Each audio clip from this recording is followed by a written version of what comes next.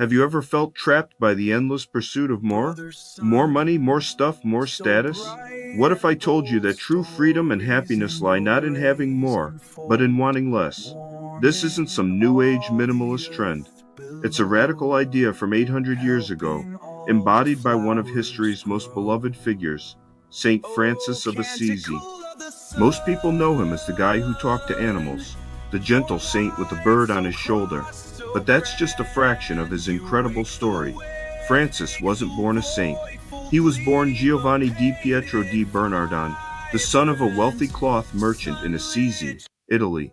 He was the life of the party, a charismatic young man who loved fine clothes, lavish feasts, and dreamed of glory as a knight. He was, by all accounts, on the fast track to a life of comfort and success. But something inside him felt empty. His pursuit of worldly glory led him to war, where he was captured and held prisoner for a year. This experience, followed by a long illness, began to change him. He started spending more time in prayer, seeking a deeper purpose. The defining moment came when he encountered a leper on the road.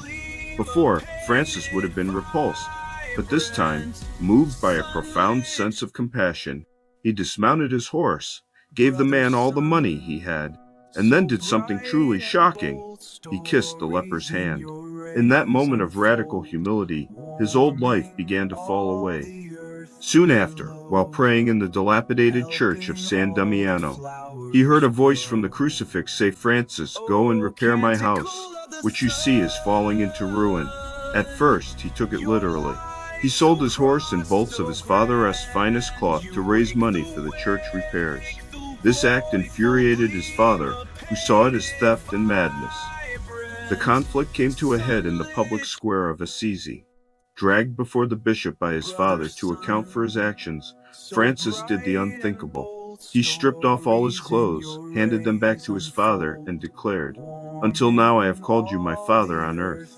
But from now on I can say with complete freedom, Our Father who art in heaven." From that day forward, Francis embraced a life of absolute poverty. He owned nothing. He begged for his food, wore a simple tunic tied with a rope, and walked barefoot through the countryside. He chose to live among the poorest of the poor, the outcasts, the lepers, seeing the face of God in each of them. This wasn't a rejection of the world, but a radical embrace of it in its purest form. By letting go of material possessions, he found a freedom he had never known as a rich man. His message was simple but powerful: live the gospel with joy, humility, and love. People were drawn to his authenticity and his radiant joy. Soon other young men, inspired by his example, left their own comfortable lives to join him. This was the beginning of the Franciscan order.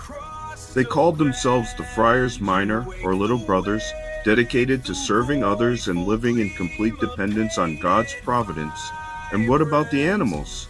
The stories of Francis preaching to the birds or taming the wolf of Gubbio aren't just charming fairy tales.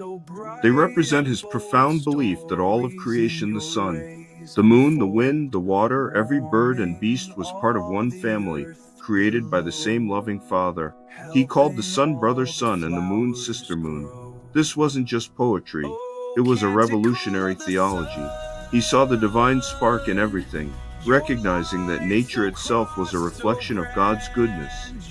In a time when the natural world was often seen as something to be dominated or feared, Francis preached a message of kinship and respect. This is why, centuries later, he was named the patron saint of ecology. He understood that our relationship with the planet is a spiritual issue, a lesson we are desperately trying to relearn today. Francis's journey was also one of incredible courage. Driven by a desire to share his faith and promote peace, he traveled to Egypt during the Fifth Crusade. He walked directly into the war zone and requested an audience with the Sultan, the leader of the opposing army. It was an incredibly dangerous act. But instead of being executed, Francis was received with respect. He and the Sultan, a deeply spiritual man himself, engaged in a dialogue for several days. While Francis didn't convert the Sultan, he established a remarkable model of peaceful, respectful interfaith dialogue, choosing conversation over conflict. He showed that true strength lies not in force of arms, but in the courage to love one's enemy. Towards the end of his life, while in deep prayer on Mount La Verna, Francis received the stigmata, the wounds of Christ in his hands, feet, and side. It was an outward sign of how completely he had united his own life and suffering with his love for God. Even as his health failed and he was nearly blind, his spirit remained joyful. It was during this time that he composed his most famous prayer, the Canticle of the Sun, a beautiful hymn of praise for all of creation. He didn't just preach joy, he lived it. Even in the midst of great physical pain, Saint Francis of Assisi died in 1226, lying on the bare earth as he had requested, wanting to own nothing even in death. His legacy is immeasurable. He reminds us that a life of meaning isn't found in what we accumulate, but in what we give away. He teaches us that humility is not weakness, but the gateway to true strength. And that love for God, for our fellow human beings, and for all of creation is the most powerful force in the universe. His life challenges us to look at our own world. In our age of consumerism, environmental crisis, and social division, the lessons of this humble friar from Assisi are more relevant than ever. He asks us, what are we holding on to that keeps us from being truly free? How can we better care for our common home and for the most vulnerable among us? How can we choose love over fear and peace over conflict? The hidden wisdom of Saint Francis isn't hidden at all. It's a simple, radical, and beautiful path to a more joyful and meaningful life, waiting for us to discover it. Thank you so much for joining me on this journey into the life of Saint Francis. If this story moved you or made you think, please give this video a thumbs up and consider subscribing for more stories that explore the depths of history and faith. I'd love to hear your thoughts in the comments below.